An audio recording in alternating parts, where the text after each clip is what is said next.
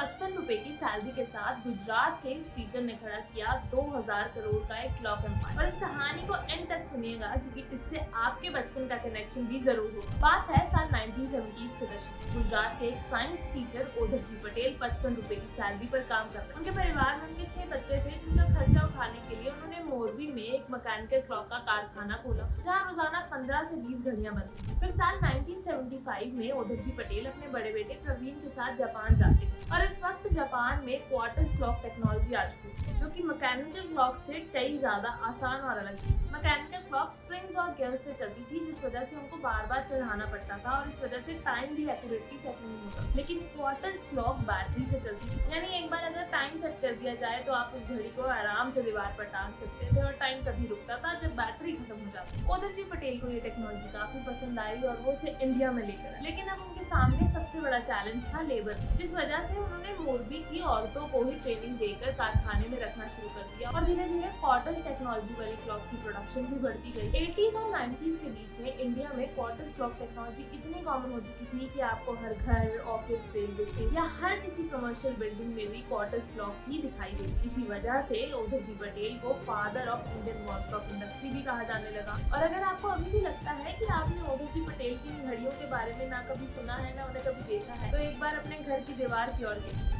कि अजंता की इन घड़ियों ने आपके बचपन का हर पल देखा है।